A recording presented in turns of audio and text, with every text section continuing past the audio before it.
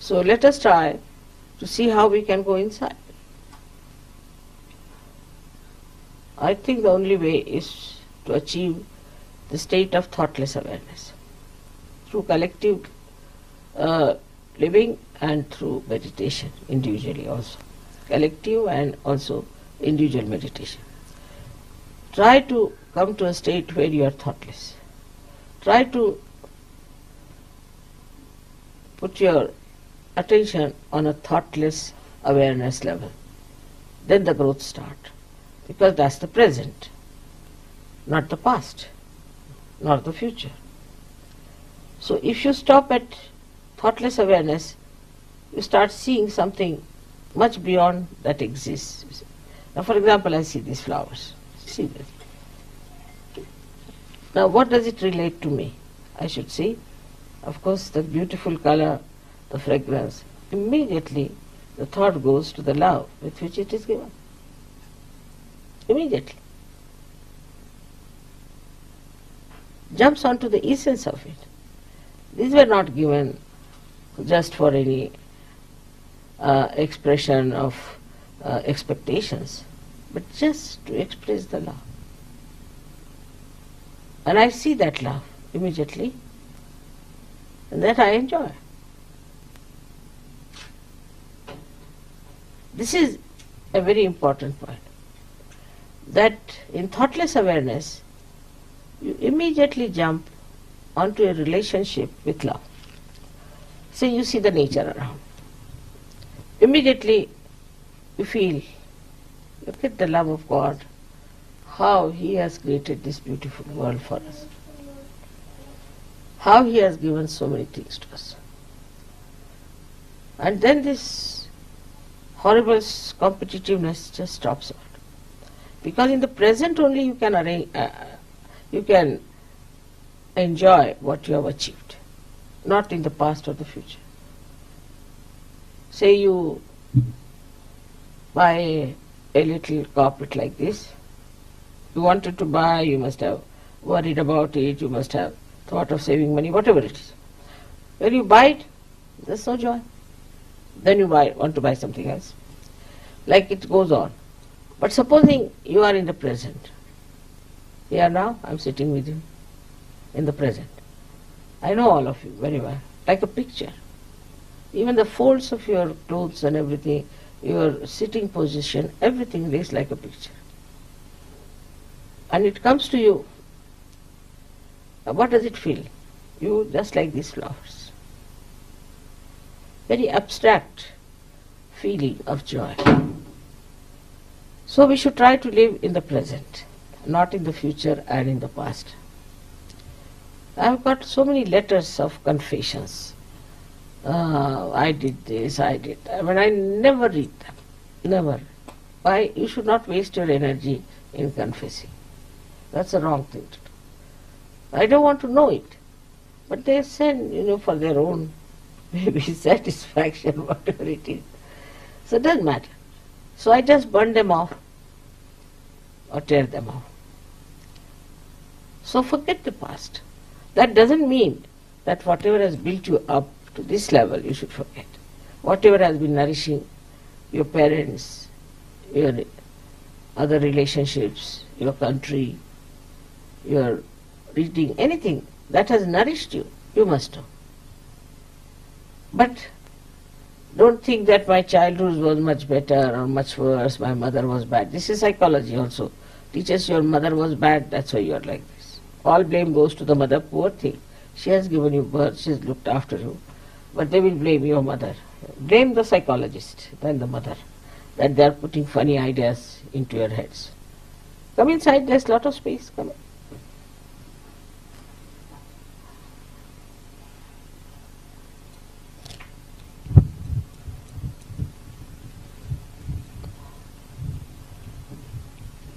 Just come in.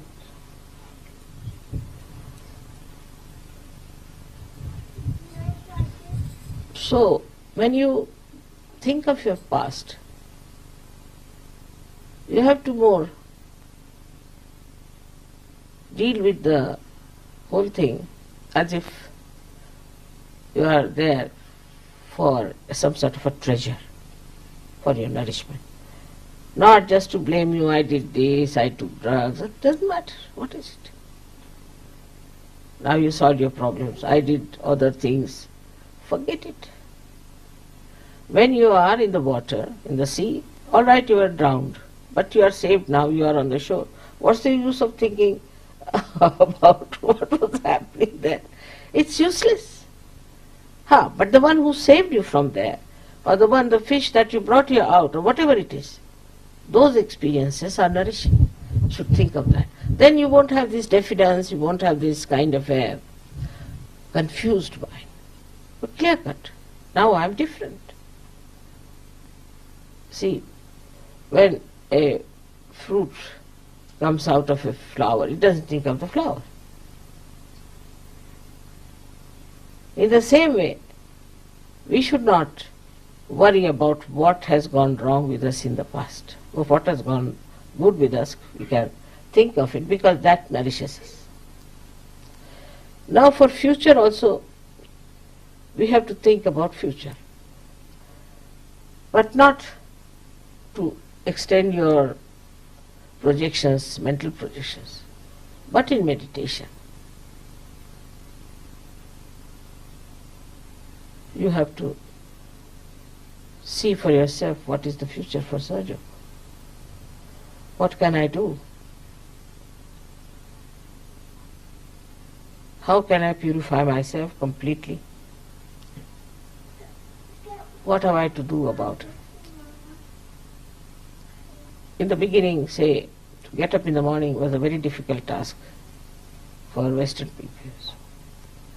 Get up in the morning, have baths, do meditation is too much. It's a punishment sort of thing. But you're not forced. I mean, if you can't get up, it's all right. But some started getting up, putting their effort. Previous night they would decide, tomorrow, whatever may happen, I'll get up. Try. What's the harm? Let's see if it helps. Also, they see somebody getting up in the morning, meditating, so different. Then they start doing it. The other day I was in Calcutta. There was one gentleman, very learned lawyer and a chartered accountant. But he had started a factory which was confiscated by the government, and he won the case, lost a lot of money winning that case, and the compensation has not yet come. It's so many years now, about 10 years. So I told him, divert your attention from there. Get into your own profession that you have. Now he's a multimillionaire. He doesn't bother about the little compensation. He said, I better compensate the government now. He's all right. So I told him, how did you achieve it? So he said to me that I saw another one who was much younger to me, who was nothing, he was just an ordinary person, and he was very hot-tempered, ill-treating his wife, doing all kinds of things, and was never available at home for any difficulties. Moreover, outside also he would go and aggress others and trouble others. After Sahaja Yoga, he changed completely. Not good at jobs, and then he gave up, frustrated, then he couldn't do well anywhere, started a business, he got a loss and all that. And more frustration. Then he came to Sahaja Yoga. And he developed a personality, a security. He became very rich. Suddenly, he was surprised at himself, and he is not attached. He said, all these riches I've got, mother, I want to do it for Sahaja Yoga.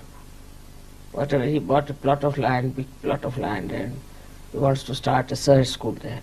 I was amazed at him. He said, now, what is it, how much money do I need? It's more than sufficient. He started working it out that way. Then seeing him, this gentleman changed. The one who was the chartered accountant. When I saw his face, I was amazed. not the same person, so much, just like a blossom. I said, what happened? It's nothing. I get up in the morning, do my meditation. Evening I do my meditation. That has changed me. Such a small thing, life has changed. But if you have to go for an interview, people will get up at 4 o'clock in the morning. And they get up. But if you have to meditate, they don't. Then it's a punishment to them. Especially in England, it's very much worse. But now, gradually, they have understood the value of it. How it helps you to do meditation in the morning and in the night. It's only 5 minutes in the morning and 10 minutes in the evening, not much. There's no discipline about it. We don't want to force anything on. No way of forcing will help, because that has never helped. Also, disciplining children and all that, I found out a new method by which we can really discipline them better, which I'm going to implement now on them. Let's see how it works out. So we should know the principle of Sahaja Yoga. And one of the principles of Sahaja Yoga is that we have to meditate. If we have to go.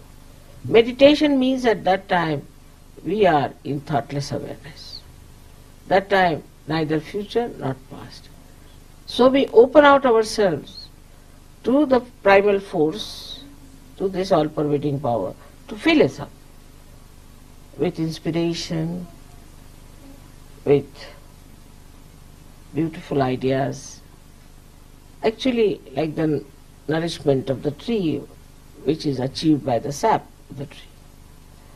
And to feel the love of God. To feel how we are instruments of that love. And how the love can flow through us.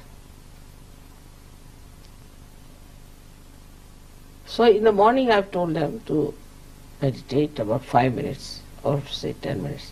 Well, you shouldn't put the watch now, 5 minutes. And a bell rings. Oh, finished. That's not the, you should enjoy. I've told some people 5 minutes, they go on sitting for 1 hour. Enjoy. It's an enjoyment. It's the inner enjoyment of the inner beauty of yourself, the inner glory of yourself. Watching yourself within is beautiful.